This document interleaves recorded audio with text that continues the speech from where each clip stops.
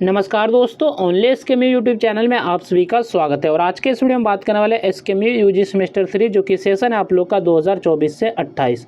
और आज के इस वीडियो में हम लोग बात करने वाले जो कि आपका मेजर पेपर 5 है और सब्जेक्ट है आपका हिंदी। तो इसके पहले मैंने जो सेट 1 का वीडियो बनाया था, अगर आपने उस वीडियो को नहीं देखा है तो आप हमारे चैनल से जाके देख सकते हैं।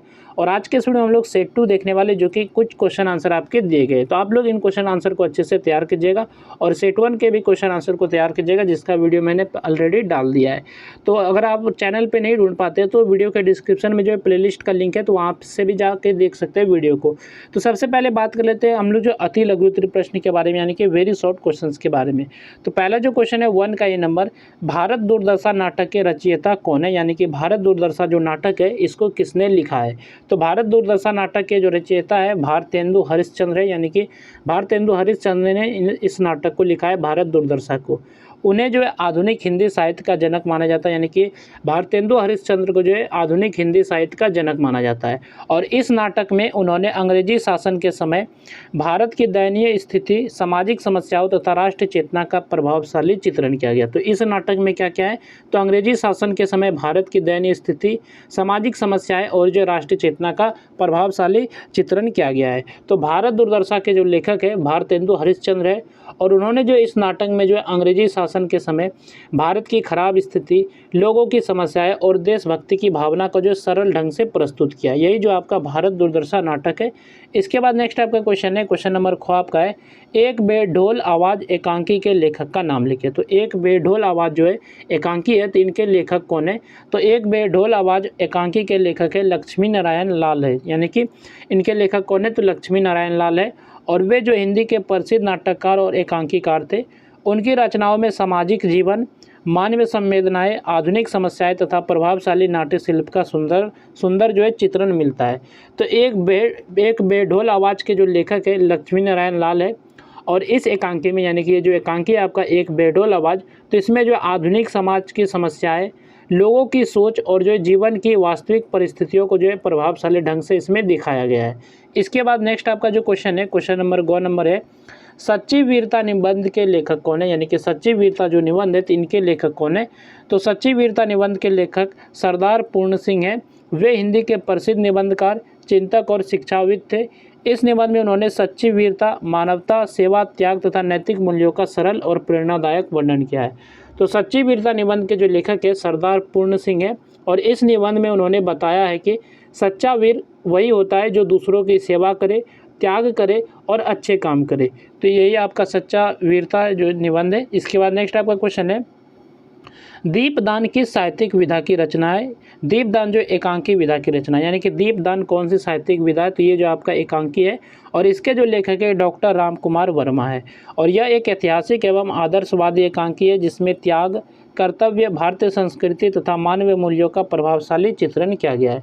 तो दीपदान जो एक एकांकी है जो है डॉक्टर रामकुमार वर्मा ने लिखा है। और इस एकांकी में जो है भारतीय संस्कृति, त्याग, कर्तव्य और जो आदर्श जीवन का सुंदर चित्रण किया गया है। ये आपका दीपदान है। इसके बाद नेक्स्ट आपका क्वेश्चन है, क्वेश्चन नंबर जो आपका है, गेहूं और गुलाब निबंध में किन 2 प्रतीकों का प्रयोग किया गया। तो गेहूं और गुलाब जो निबंध है इनमें किन 2 प्रतीकों का प्रयोग किया गया, तो इनके बारे में आपको बताना है। तो गेहूं और गुलाब निबंध में गेहूं और गुलाब 2 प्रमुख प्रतीकों का प्रयोग किया गया। तो गेहूं और गुलाब का, गेहूं जो है जीवन की भौतिक आवश्यकताओं का तथा जो गुलाब है सौंदर्य, संस्कृति, कला और संवेदनशीलता का प्रतीक माना गया है। तो इस निबंध में, यानी कि गेहूं और जो गुलाब निबंध है इसमें 2 प्रतीक का प्रयोग किया गया है। पहला आपका गेहूं है, जो गेहूं रोटी, भोजन और जीवन की ज़रूरतों का प्रतीक है। और वही बात करें गुलाब के बारे में, तो गुलाब जो आपका प्रेम, सुंदरता, कला, संस्कृति और अच्छे विचारों का प्रतीक है। इसके बाद यहाँ से आपके लघु उत्तरीय प्रश्न शुरू होते हैं, यानी कि शॉर्ट क्वेश्चन शुरू होते हैं। तो शॉर्ट क्वेश्चन पे चलने से पहले बात कर लेते हैं इस पीडीएफ के बारे में कि ये पीडीएफ आप लोग कैसे डाउनलोड कर सकते हैं। तो ये पीडीएफ आपको हमारे टेलीग्राम चैनल ओनली एसकेएमयू पे मिल जाएगा। तो वहाँ से आप इस पीडीएफ को डाउनलोड करके अच्छे से पढ़ सकते हैं, अच्छे से तैयार कर सकते हैं। अगर आप टेलीग्राम पे नहीं ढूंढ पाते हैं तो इसी वीडियो के डिस्क्रिप्शन में जो PDF का लिंक मिलेगा, तो वहाँ से जाके आप जो PDF को डाउनलोड कर सकते हैं। तो चलिए क्वेश्चन पे चलते हैं। तो क्वेश्चन नंबर 2 जो कि आपका जो लघु उत्तरीय प्रश्न है, यानी कि शॉर्ट क्वेश्चन है, माँ एकांकी के शीर्षक की सार्थकता स्पष्ट कीजिए। तो माँ जो आपका एकांकी है, तो इसके शीर्षक के यानी कि इसके हेडिंग के आपको सार्थकता स्पष्ट करना है, इसके हेडिंग के आपको अर्थ को अच्छे से बताना है। तो विष्णु प्रभाकर द्वारा रचित माँ एकांकी एक जो है भावपूर्ण एकांकी है। तो किनके द्वारा लिखी गई है एकांकी है, तो ये विष्णु प्रभाकर के द्वारा लिखी गई है। और इसका शीर्षक जो है पूरी तरह सार्थक और उपयुक्त है, क्योंकि पूरी कथा का जो केंद्र है माँ का व्यक्तित्व, उसका त्याग, प्रेम और ममता है।